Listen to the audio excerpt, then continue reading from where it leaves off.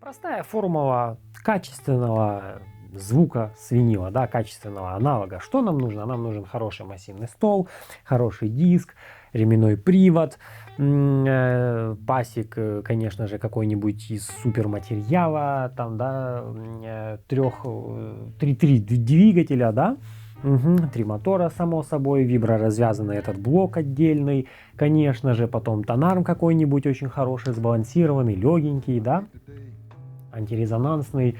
Что еще? Ну, конечно же, картридж, потом провода, кабели, вот это все, фонокорректор и дальше, и дальше, и дальше, да, еще и, конечно же, пластинка, чтобы хорошая была. Ну, или можно просто перейти в цифру и не париться, да, как есть же шутка. Почему вы выбрали винил? Потому что это жутко дорого и жутко неудобно. Но, тем не менее, все равно есть вот это... Все-таки магия, да, магия. Каждый раз, когда идет разговор про винил, я говорю, что это определенная вот магия, да, вот этого звука, этого аналога. Ведь в этих маленьких дорожечках, которые еле-еле видно, содержится тот самый материал, который греет душу, да, заставляет потанцевать или поплакать, в зависимости, что мы, конечно же, будем слушать. И вот ребята из Японии определенно знают, судя по всему, знают, да, как и что нужно делать. И вот Sia Sport, ну вот сидят такие, да, вот инженеры, а давайте возьмем гранит и тупо выточим из него вот форму, сделаем там отверстие, вставим диск, все, будет вертушка. А что нет? Нормально же, нормально. В итоге получилось, что вот этот стол весит 18 килограмм, диск 19, а клемп, ну, наверное, килограмма добротных так 4 точно. Дело в том, что просто в характеристиках не указан вес клемпа, но указано, я же говорю, вес стола и диска. И получилось даже очень даже хорошо на самом-то деле.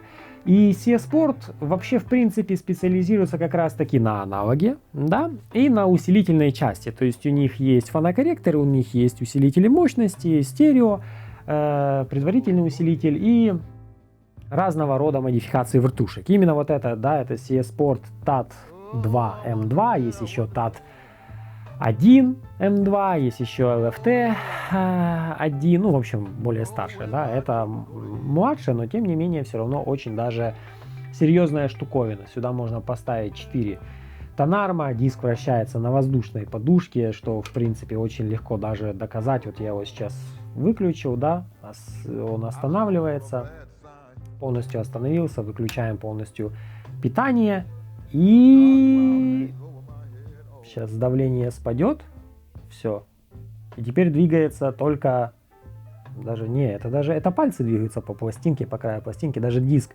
не двигается. Вот, на воздушной подушке, ну, в принципе, японцы это любят, да, вот Sia Sport, Tech Das, Micro Seiki в свое время, в 90-е, там, 80-е тоже вот этим вот всем промышляли. Здесь, кстати, очень интересно, что этот пасик, привод ременной, да, но этот ремешочек, это какая-то специальная, типа, ну, честно, выглядит это как капроновая нить, но, наверное, это что-то другое. Так вот, да, помпа, алюминиевый диск, гранитное основание, гранитное шасси, да, стол, ну и все, что еще нужно для качественного звука. То есть никаких вибраций, оно полностью антирезонансное максимально. То есть даже там проезжающий мимо трамвай или пролетающий самолет ничего не сделает. И в данный момент тонарм установлен, это ТВ-акустик, да, Raven, а голова Lyra. Ну, тонарм не японский, а голова японская, да, как и про игры. Надо будет, кстати, тоже как-нибудь про Лиру рассказать, потому что там рассказать есть про что. И тут, конечно же, любители всяких там других япошек напряглись, и всяких там бензов тоже напряглись, и голдрингов напряглись. Ведь, ну как, это ж Лира, это ж не серьезно. Ну, на самом деле, все очень даже серьезно, даже за свои деньги. Да, понятное дело, что топовые картриджи стоят минимум, сколько там, 15-17, кажется, да, УЕ единиц тысячных, вот, а более младшие, типа Delos, Cleos, ну, адекватная стоимость за картридж, который переигрывает все и вся. Но может ли сам проигрыватель кого-то что-то как-то там переиграть, да, ведь мы же прекрасно знаем, уже был проигрыватель Clear Audio, был проигрыватель Transrotor, был проигрыватель Vigor, который, сколько он там весит, 130 килограмм, кажется, и тем не менее у самого Clear Audio есть проигрыватель Statement, да, который тоже очень и очень много весит. И у Трансротора был раньше, кажется, самый топовый Artus, сейчас Tourbillon или наоборот. В общем, еще один проигрыватель, который на своей отдельной стойке, очень тяжелый, очень массивный. А надо ли оно? Да, надо ли оно для такой вот простейшей задачи, как воспроизведение пластинки? Да, наверное, типа и нет. Хотя... стоит отметить, да, отдать должное, что в качестве вот инженерной мысли, да, все эти проигрыватели, которые я перечислил, они, в принципе, очень и очень достойные. И вот эти там 30 с чем-то там, да, килограмм, типа в общей сложности, вполне себе справляется со своей задачей. Один раз поставить, тонаром настроить и, собственно говоря, и все. Еще, конечно, сюда можно поставить вместо там, допустим, 4 тонаров поставить 3 и поставить одну там штучку, типа демагнетизатор такой от этого самого, от CS Sport. У них есть родной, там над пластиночкой, щеточку там еще.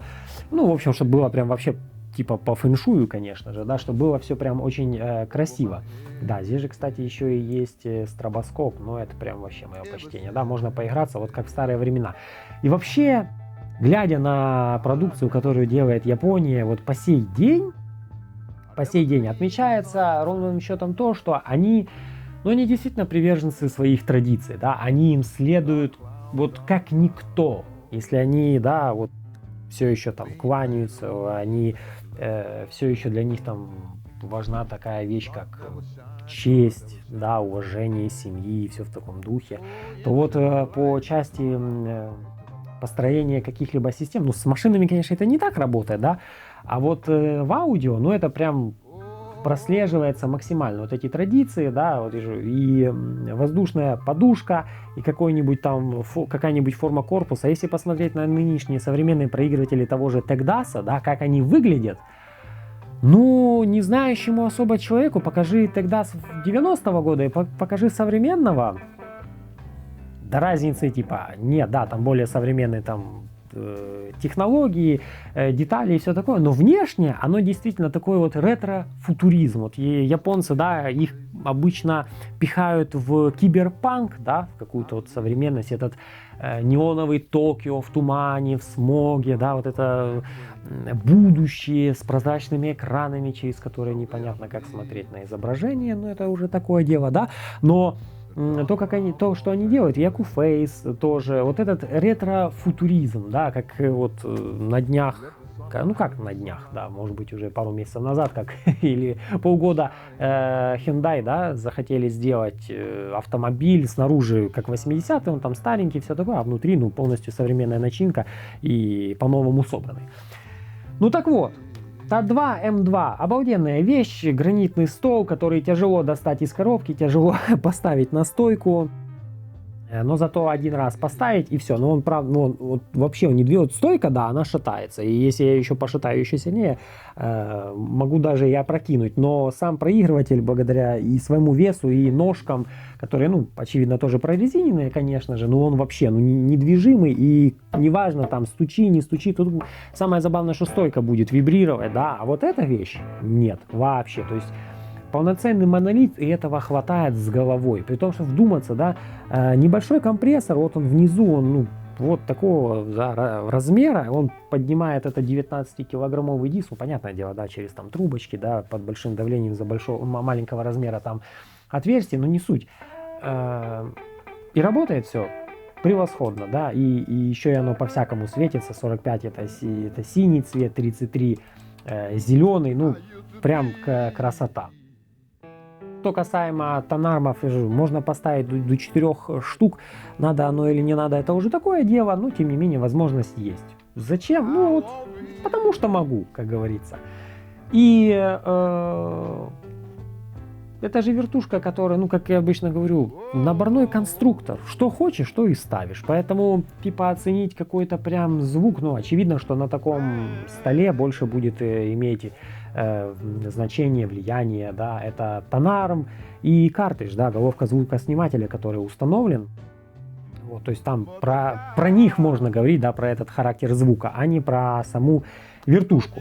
Более старшие модели, которые есть у Sea Sport, они почти что ничем не отличаются, кроме веса и размеров. Если, допустим, вот эта модель, да, она вот, грубо говоря, вот просто вот в одном корпусе, то следующий TAT-1, у него уже блок двигателя идет отдельно, а тонармы все равно устанавливаются на стол, а LFT-1 самый базовый, он уже трехсоставной, полностью отдельный блок моторов, полностью отдельный здоровый блок с двигателем и такой же здоровый отдельный блок с тонармом. При том, что там в базе ставится тангенциальный тонарм, который, если мне не изменяет память, тоже работает на воздухе, да, на воздушной подушке, ну, по типу, как у Вигера Indian Signature, вот.